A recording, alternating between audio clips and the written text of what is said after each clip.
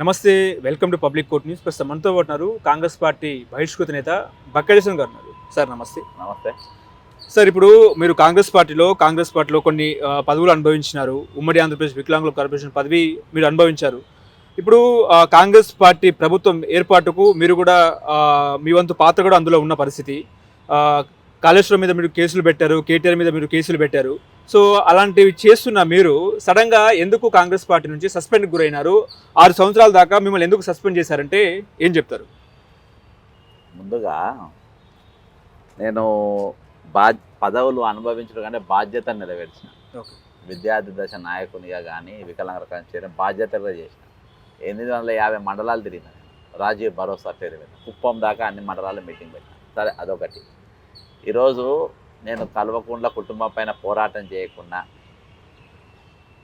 ఎవరు వీళ్ళ ఇండ్ల చుట్టూ మన కోట్ల చుట్టూ తిరగకుండా, సిబిఐ ఆఫీసర్ ఈడీ ఆఫీసర్ తిరగకుండా, పొద్దుమాపు రేవంత్ రెడ్డి గారి ఇంటి చుట్టూ, లేకుంటే లీడర్ల ఇంటి చుట్టూ, ఇప్పుడు టికెట్లు వచ్చిన వాళ్ళు తిరిగిన చూసినాం. అట్లా తిరిగితే కార్పొరేషన్ చైర్మన్ వచ్చిన వాళ్ళు దాదాపుగా 90% ఇండ్ల చుట్టూ తిరిగిన వాళ్ళకి పదవులు వచ్చినాయి.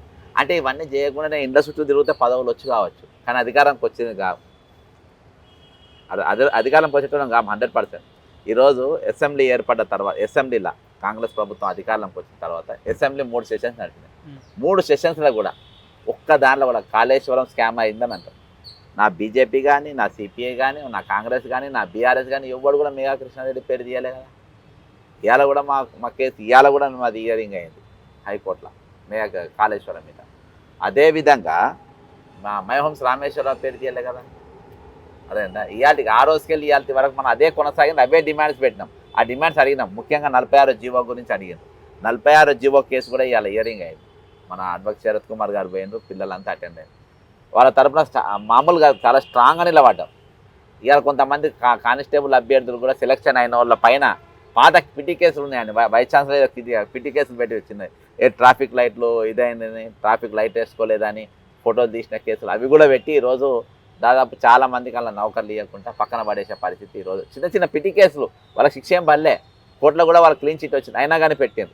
అంటే ఎటు పోయి వీళ్ళను అణగదొక్కే వర్గం దిక్కు మనం నిలబడి కొట్టాను ఈరోజు మన దగ్గరకు.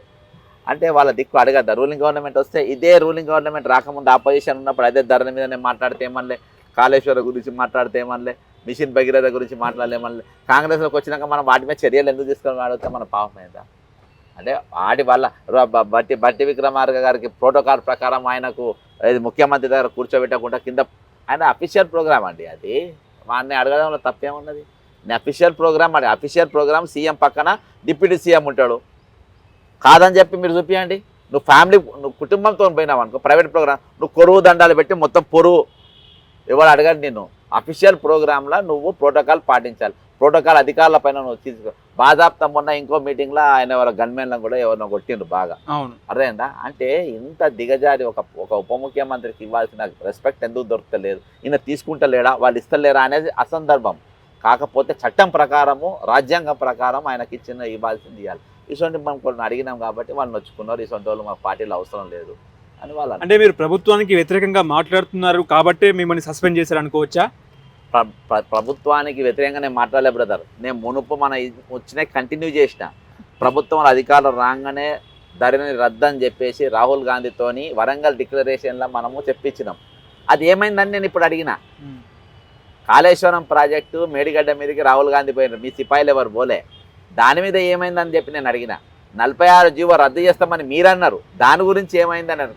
ఈరోజు విద్యార్థులు ఉద్యోగులు చేపట్టి మనం గెలిచినామన్నాం. అర్థమైందా? 317 జీవో ప్రభుత్వం రాగానే తీసేస్తాం, దాని మీద మీరు ఒక కమిటీ చేసారు. 317 జీవో ఏందో మీకు తెలియదా? 46 జీవో ప్రకారము ఈరోజు విద్యార్థి ఎంత నష్టపోయినా మీకు తెలియదా? వాళ్ళతో ఓట్లేసుకుంటాము మనకు తెలియదా? ఓట్లేసి గెలుపు తర్వాత మాట పైన నిలబడమని నేను అంటున్నా.